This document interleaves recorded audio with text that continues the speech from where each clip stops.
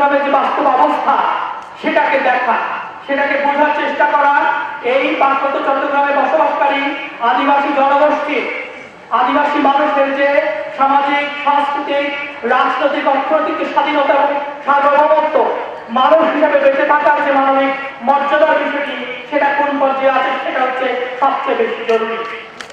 আমি আরো বলতে চাই, রাষ্ট্রের চরিত্র আমরা যত কিছু বলি না কেন ৪৪ বছরে খুব একটা পাল্টায় নেই। আমি উদাহরণ দিয়ে বলে দিতে পারি, আমি এই বিষয়ে গবেষণা করে আপনারা কি জানেন, যখন ১৯৭১ সালে একটা রক্তক্ষয়ী, একটা ব্লাডি, একটা মুক্তিযুদ্ধের, মুক্তি সংগ্রামের মধ্য দিয়ে বাংলাদেশ স্বাধীন হলো, তখন বাংলাদেশের আদিবাসী জনগোষ্ঠী, সাংস্কৃতিকভাবে ভিন্ন জাতিসত্তার মানুষ, বিশেষ করে পার্বত্য চট্টগ্রামের আদিবাসী জনগোষ্ঠী রাষ্ট্রের সাংবিধানিক কাঠামোর ভিতরে স্বীকৃতি চাইল, একটি স্বতন্ত্র জাতিসত্তার স্বীকৃতি চাইল।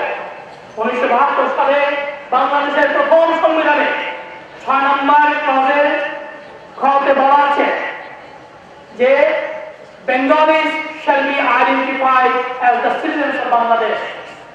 বাংলাদেশি বাঙালিরাই বাংলাদেশের নাগরিক বলে গণ্য হবে। অর্থাৎ একটি স্বাধীন রাষ্ট্র গঠনের প্রক্রিয়ার ভেতর দিয়ে যে নতুন একটি রাষ্ট্রের স্বপ্ন আমরা দেখেছিলাম ১৯৭১ সালে, সেই স্বপ্নের ভেতরে এক ধরনের এক্সক্লুশনারি, এক ধরনের বাদদিয়াবাদের রাজনীতি আমরা ১৯৭২ সালে দেখেছি, এবং এই রাষ্ট্রকে বাঙালি রাষ্ট্র হিসেবে তৈরি করার সাংবিধানিক একটা প্রক্রিয়া শুরু হলো ১৯৭২ সালে। বাঙালি ছাড়া অন্য সকল সাংস্কৃতিক সত্তা, অন্য সকল ভিন্ন জাতিসত্তার মানুষকে এদেশের নাগরিক নয়, এই মর্মে বাংলাদেশের প্রথম সংবিধান রচিত হয়েছে। ৪০ বছর পরে, আমরা যদি বলি ৪ দশক পরে ২০১১ সালে পঞ্চদশ সংশোধনীতে সেই একই ক্লজ রাখা হয়েছে। আমরা ৪০ বছর পরে এসে যখন পঞ্চদশ সংশোধনী করি, সেখানেও ৬ নম্বর অনুচ্ছেদে বলা আছে যে বাংলাদেশিরা বাংলাদেশের নাগরিক বলে গণ্য হবে। এতে এটাই প্রমাণিত হয় এদেশে এই রাষ্ট্রের যে চরিত্র, এই রাষ্ট্রের যে মেজরিটারিয়ান, যে এক ধরনের বাঙালি আধিপত্যশীল সংখ্যাগুরুত্বের যে চরিত্র, সেটা এখনো পাল্টায় না।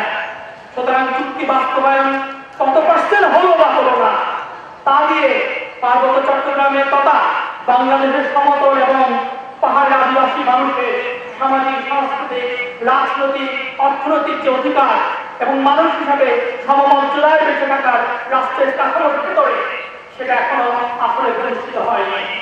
সুতরাং আমি মনে করি পার্সেন্টেজের হিসাব নিকাশ হচ্ছে এক ধরনের রাষ্ট্রের জোচ্চুরি। আমি আরো বলতে চাই যে আদিবাসী পরিষদের সভাপতি এখানে বক্তব্য রেখেছেন। আমরা যে আদিবাসীর কথা বলছি, যে পার্বত্য চট্টগ্রামের বিশাল আদিবাসী জনগোষ্ঠীর সমাবেশ আজকে এখানে হচ্ছে, রাষ্ট্রের অস্তিত্বে, রাষ্ট্রের কাঠামোর ভিতরে, সাংবিধানিক কাঠামোর ভিতরে এই মানুষগুলো উপস্থিত করা। কারণ ২০১১ সালে পঞ্চদশ সংশোধনের মাধ্যমে এই মানুষগুলোকে ক্ষুদ্র জাতিসত্তা হিসেবে স্বীকৃতি দেওয়া হয়েছে। ক্ষুদ্র জাতিসত্তা বলে কোনো কিছু নাই। পৃথিবীর কোন দেশে, পৃথিবীর কোন কন্টিনেন্টে ক্ষুদ্র জাতিসত্তার কোন ধারণা নাই। জাতি ১০০ জন নিয়ে হতে পারে, ১০০ কোটি নিয়ে একটা জাতি হতে পারে। জাতিসত্তা নির্মিত হয় কিছু স্বতন্ত্র বৈশিষ্ট্যের ভিত্তিতে। সেই বৈশিষ্ট্যের বিবেচনায় পার্বত্য চট্টগ্রামে বসবাসরত ভূমি, কেয়ান, লুসাই, পান্তুয়া, বং, চাকমা, মারমা, ত্রিপুরা, পঞ্চমদা প্রত্যেকের একটা স্বতন্ত্র জাতি।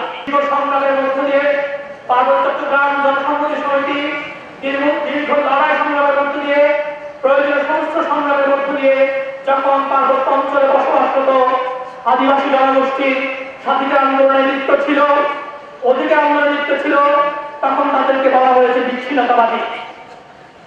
এখনো কেউ কেউ সে বিচ্ছিন্নতাবাদী তার প্রশ্ন তোলেন। কিন্তু আমরা যারা এই সংস্কৃতি বা ভিন্ন মানুষের আবেগ, অনুভূতি, চিন্তা ভাবনা, আমি তো মনে করি সাংস্কৃতিকভাবে ভিন্ন বাংলাদেশ আদিবাসী জনগোষ্ঠী হচ্ছে অন্তর্ভুক্তিবাদী।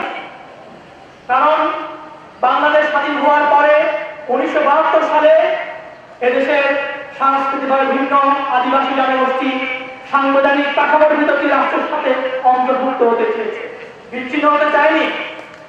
বিচ্ছিন্ন করেছে রাষ্ট্র, তাহলে বিচ্ছিন্নতাবাদীকে আমাদের এগুলো ভাবতে হবে।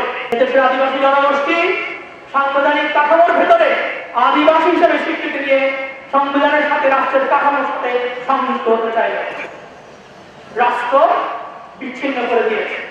তাহলে বিচ্ছিন্নতাবাদীকে এইগুলো আমাদেরকে ভাবতে হবে। সুতরাং এক ধরনের রাষ্ট্রীয় ডিসকোর্স তৈরি করা হয়েছে, রাষ্ট্র এক ধরনের বক্তব্য নির্মাণ করে, সে নির্মাণের ভিতর দিয়ে আদিবাসী মানুষের রাজনৈতিক অধিকারের আন্দোলনকে এক ধরনের চরিত্র দেওয়ার চেষ্টা করা হয়।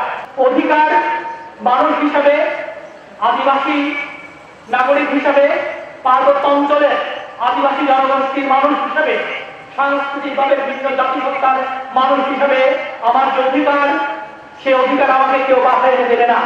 আমি সবসময় বলি, অধিকার আন্দোলন করে আদায় করে নিতে হয়।